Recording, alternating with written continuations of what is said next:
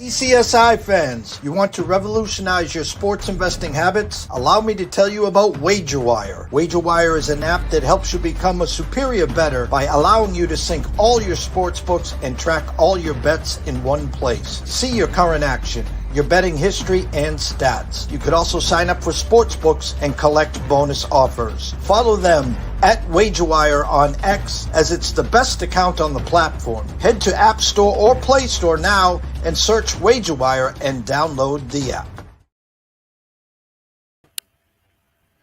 Hey, good afternoon and welcome to Inside the Batter's Box.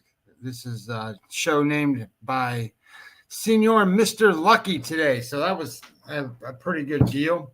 Like the idea that came up with a name for this show. I've been doing it for, 10 days or so. So kind of like that idea. And I used to have I probably still do, have a blog page that was Inside the Batter's Box. So I like that thought process, and I appreciate Mr. Lucky for doing that thing for me.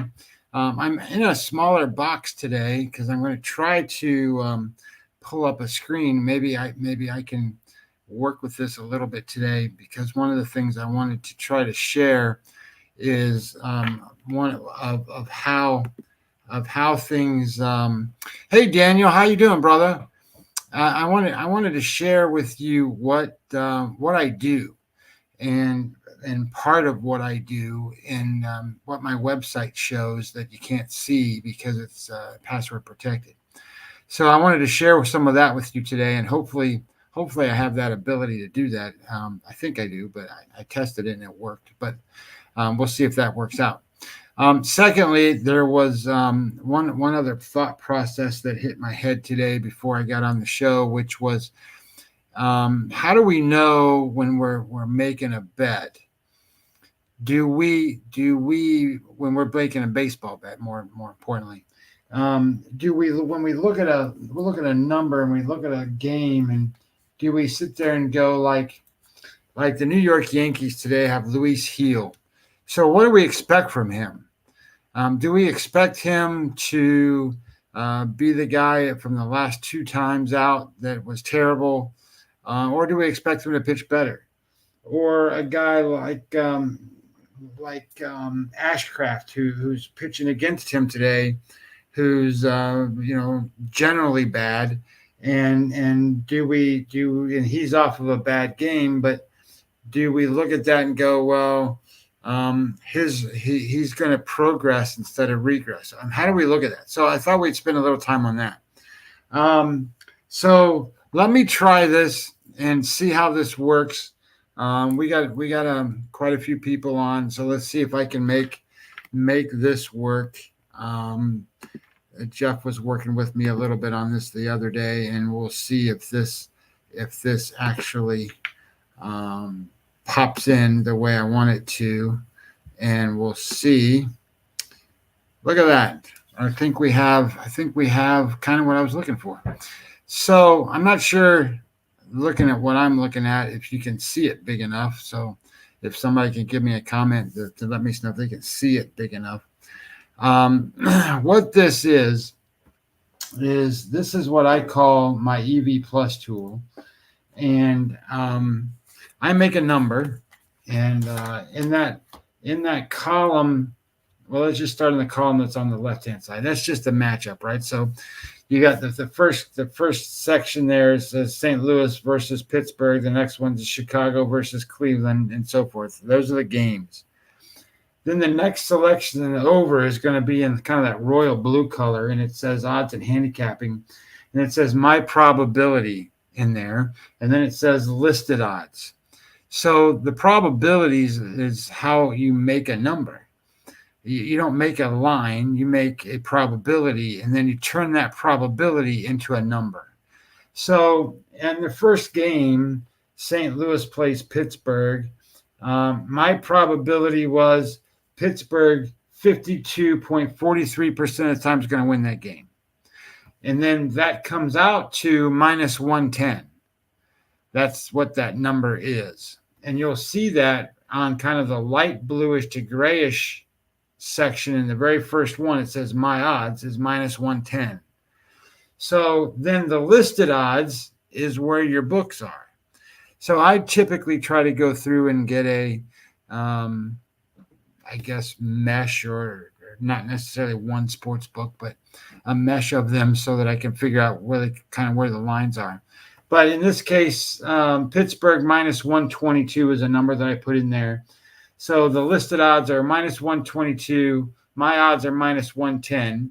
Then it comes and it says true odds. Well, true odds are going to be, what is the odds on this game if there was no VIG? In other words, if there was no sports book and the sports book says, okay, I'm taking my juice out. Well, the number's minus, true odds is minus 111 for Pittsburgh.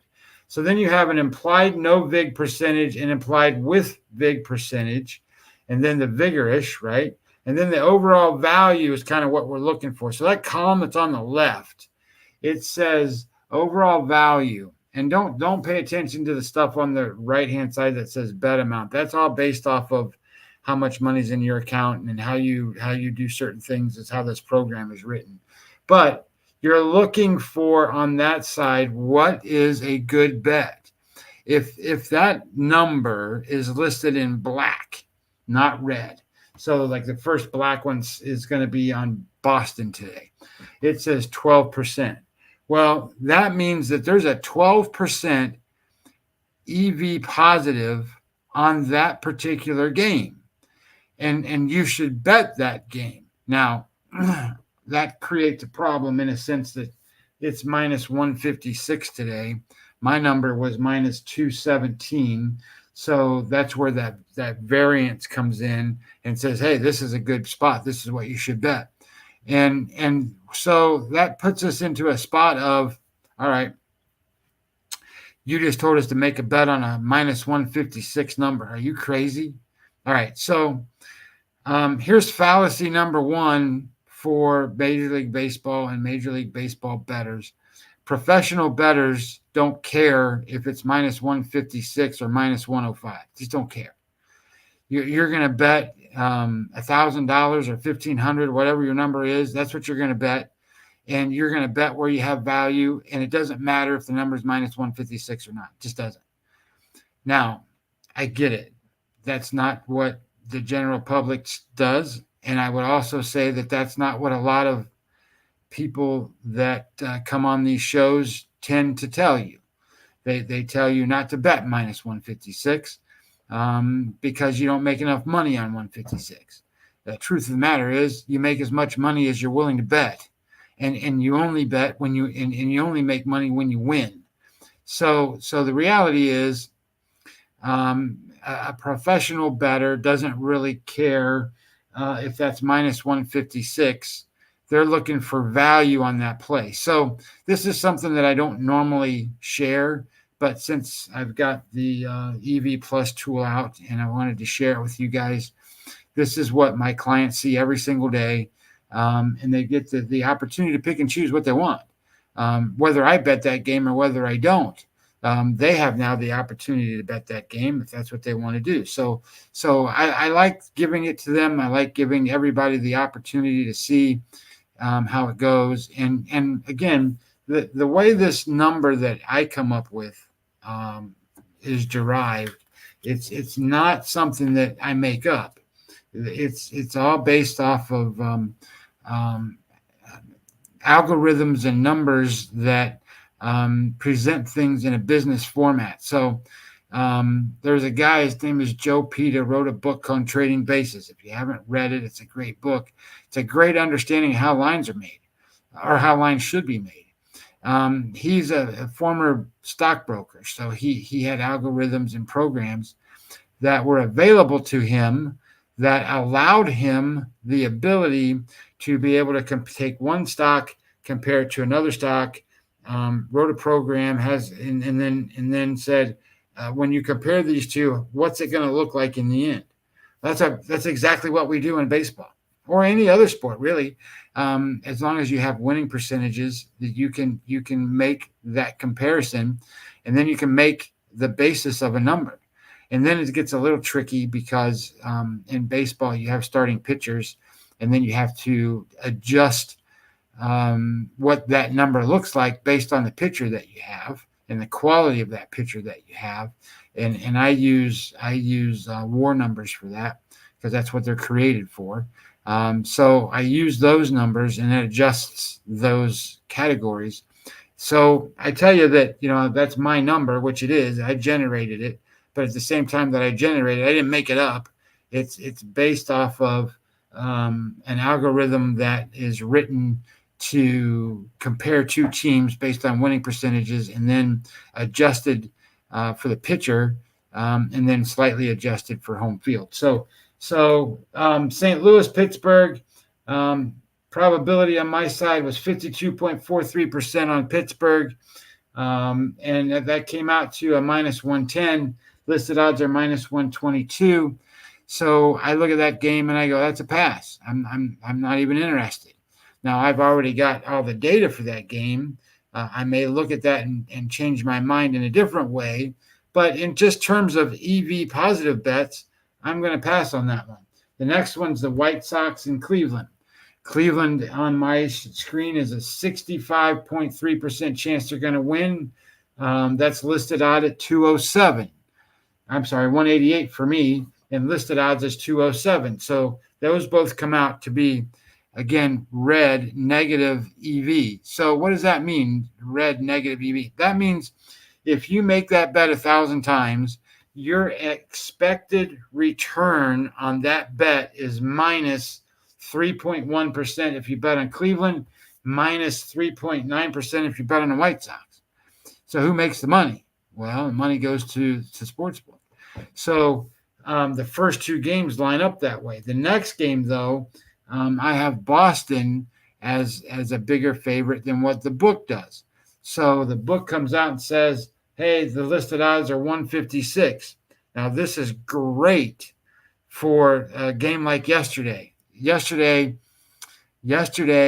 I was able to bet on the Houston Astros. And I bet the Houston Astros because the line went down. So the market went and said, we think the better value is to bet on Toronto today.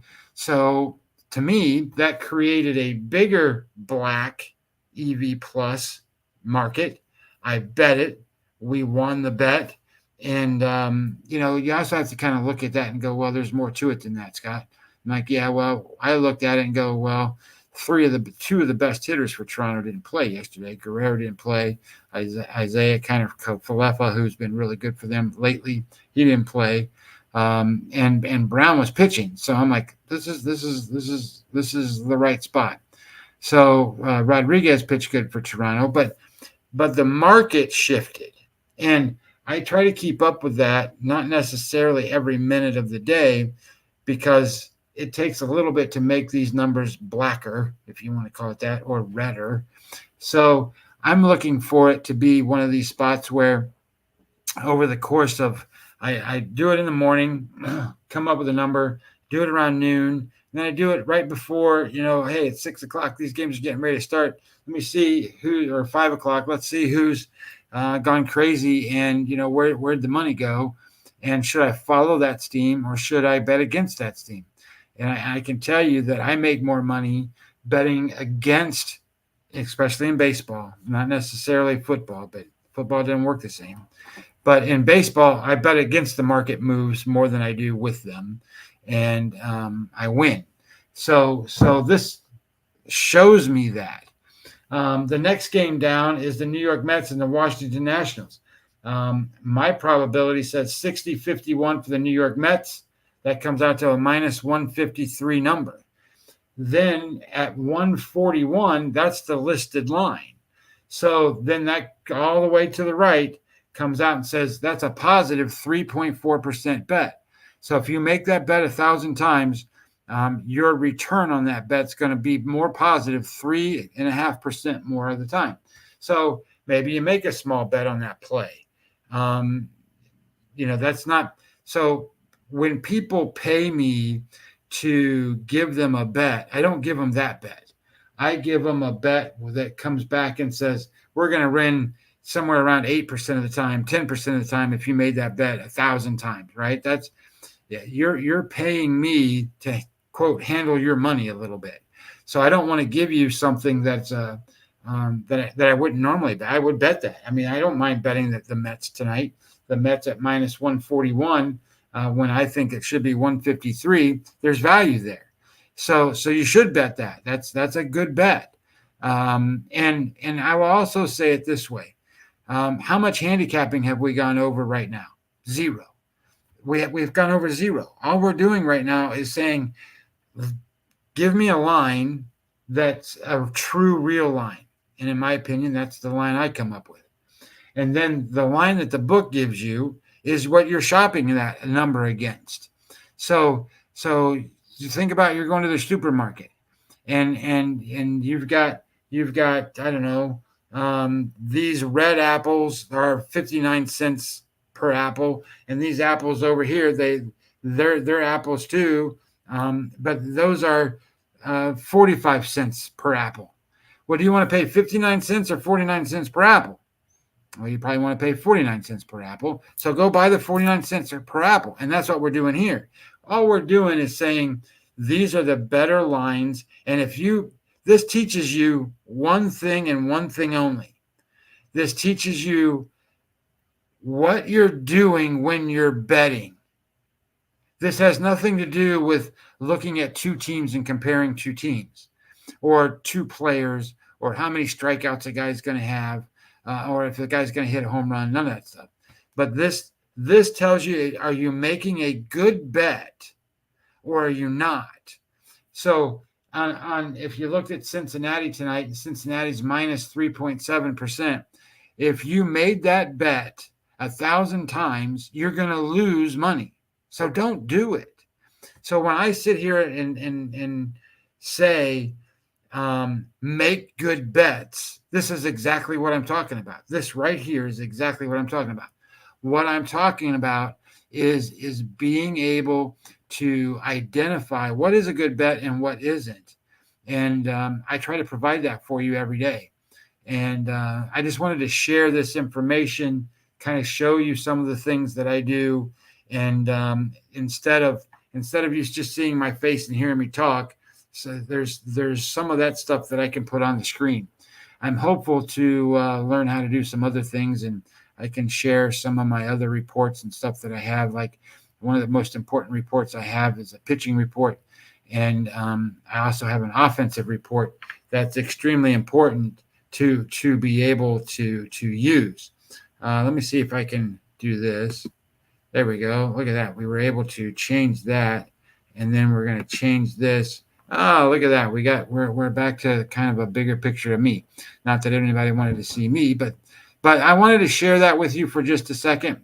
And then the other thing that I wanted to share was, like we just talked about, let me pull up my other screen on the other computer over here. We talked about, do we follow people or do we not? So Luis Heel is a perfect example of what should we do or what shouldn't we do, right? So Luis Heel, his last start, and this is why I use Game Score a lot, because Game Score is extremely helpful at being able to do this real quick.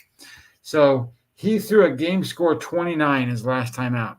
Over his last three starts, it's a Game Score 28. So he threw a 29, a 0, and a 55. That comes out to an average of 28. Over his last 7 starts, he's a 51.7. So that's just barely above what an average pitcher does. But for the season, he's a 56, which is much better than what an average pitcher is. So should we expect him today to throw a 29, or should we expect him to throw a 56, kind of what he normally does? Well, it's kind of an interesting spot because you want to look at one thing in particular.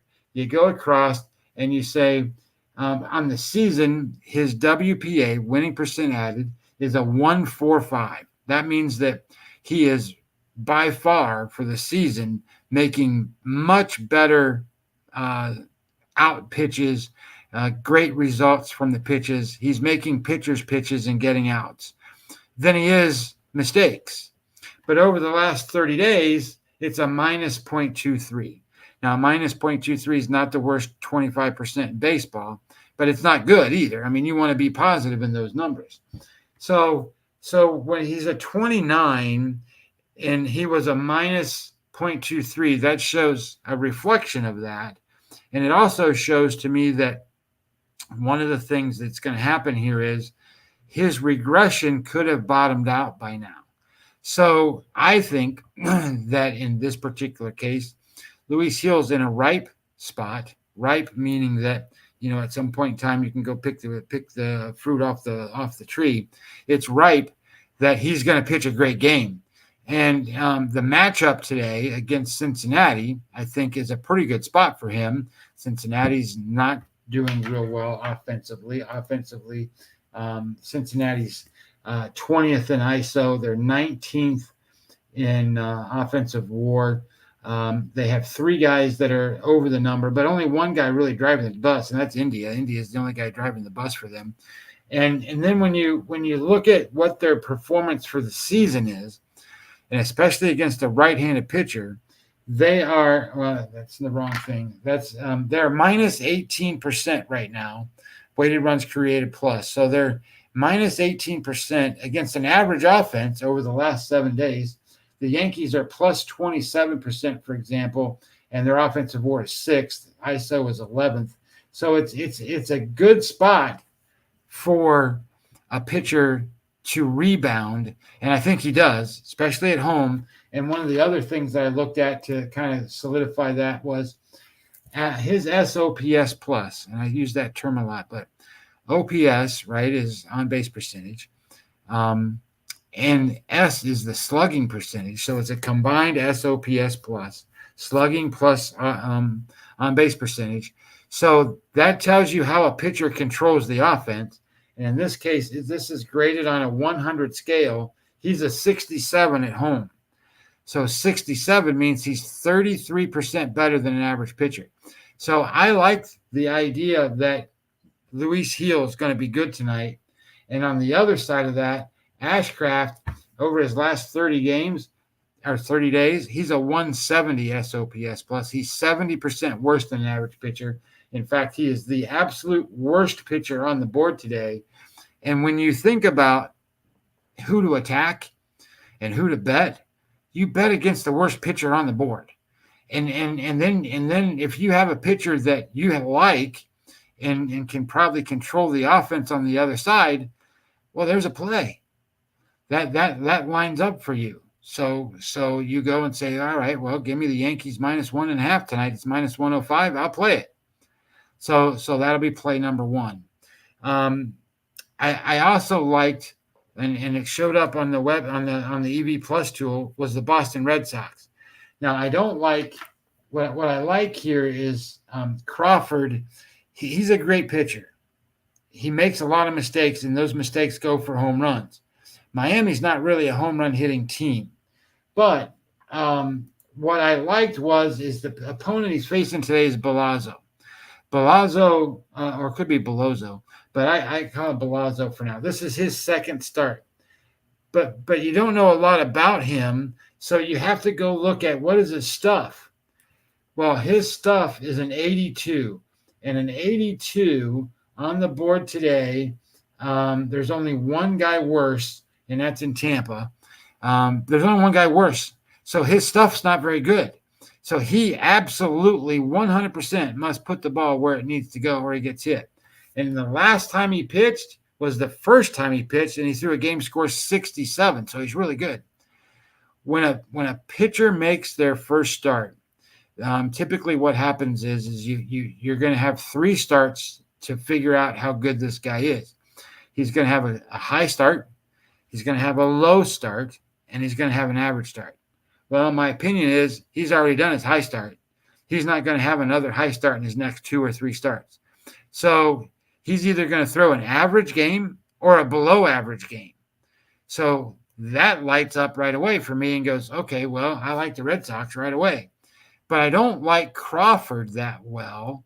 But I think that what I liked about this game is that Crawford probably isn't going to give up 3 or 4 home runs in the first 5 innings today. He might give up one, but I think that Boston can score. So my opinion then becomes Crawford has a 2.81 home runs per 9, which is in the worst 25% of baseball. So he makes mistakes and he gets hit.